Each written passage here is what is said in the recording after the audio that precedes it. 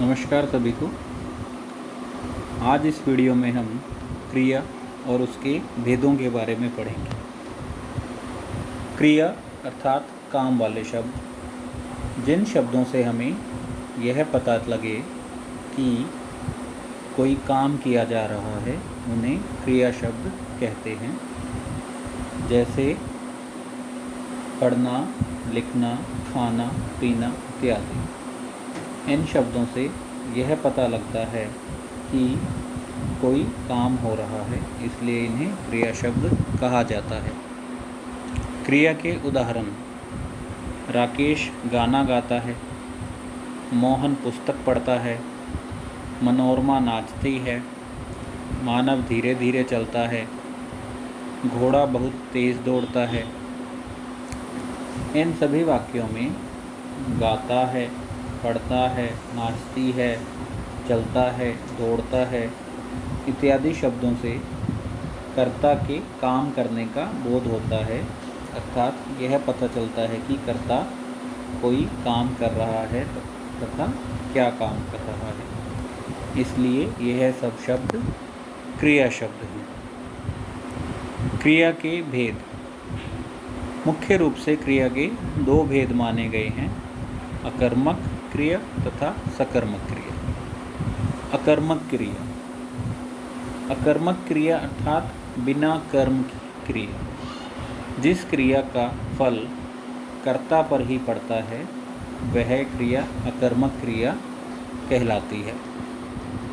अकर्मक क्रिया में कर्म का अभाव होता है, अर्थात उसमें कर्म नहीं होता। जैसे श्याम पढ़ता है, यह अकर्मक क्रिया का उदाहरण है, क्योंकि इसमें कर्म नहीं है। अकर्मक क्रिया तथा सकर्मक क्रिया की पहचान के लिए एक साधारण सी तरकीब है। जैसे कि कोई भी क्रिया है, यदि हम उससे पहले क्या शब्द लगा दें, तो यदि हमें उत्तर मिल जाए तो वह क्रिया सकर्मक होगी, तथा यदि हमें उत्तर न मिले तो वह अकर्मक क्रिया होगी। इसके माध्यम से इसको हम जांच कर सकते हैं कि यह अकर्मक क्रिया का उदाहरण है या सकर्मक। जैसे श्याम क्या पढ़ता है, तो यहाँ पर हमें उत्तर नहीं मिल रहा, तथा इस प्रकार से यह एक अकर्मक क्रिया का उदाहरण है। दूसरे शब्दों में हम यह भी कह सकते हैं कि इस वाक्य में पढ़ने का फल श्याम पर पड़ रहा है, इसलिए यह अकर्मक क्रिया है। जिन क्रियाओं को कर्म की ज़रूरत नहीं पड़ती या जो क्रिया प्रश्न पूछने पर उत्तर नहीं देती, उन्हें अकर्मक क्रिया कहा जाता है। अकर्मक क्रिया के कुछ उदाहरण: राजेश दौड़ता है, सांप रेंगता है, पूजा हंसती है, मेघनाथ चिल्लाता है, रावण लज्जाता है, राम बचाता है। इन सब उदाहरणों में हम देख सकते हैं कि दौड़ना, रेंगना, हंसना, चिल्लाना, लज्जाना तथा बचाना इत्यादि क्रियाओं का प्रभाव कर्ता पर ही पड़ रहा है, तथा यहाँ पर कर्म का अभाव है। इसके अतिरिक्त यदि हम यहाँ पर प्रश्न पूछें, जैसे पहले वाक्य में क्या दौड़ता है, तो हमें कोई उत्तर नहीं मिलता। इसी प्रकार से मेघनाथ क्या चिल्लाता है, तब भी हमें कोई उत्तर नहीं मिलता। तो यह सब अकर्मक क्रिया के उदाहरण है।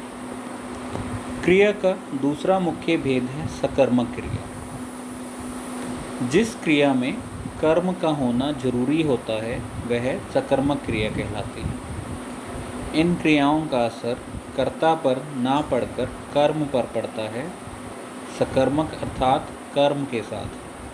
जैसे विकास पानी पीता है, इसमें पीना क्रिया का फल कर्ता पर ना पड़कर कर्म पानी पर पड़ रहा है, अतः यह सकर्मक क्रिया है। इसके अतिरिक्त यदि हम यहाँ पर प्रश्न पूछें कि विकास क्या पीता है, तो हमें उत्तर मिल जाता है पानी। तो उससे भी हम पहचान कर सकते हैं कि यह एक सकर्मक क्रिया है। सकर्मक क्रिया के कुछ उदाहरण: रमेश फल खाता है, सुदर्शन गाड़ी चलाता है, मैं बाइक चलाता हूँ, रमा सब्जी बनाती है, सुरेश सामान लाता है।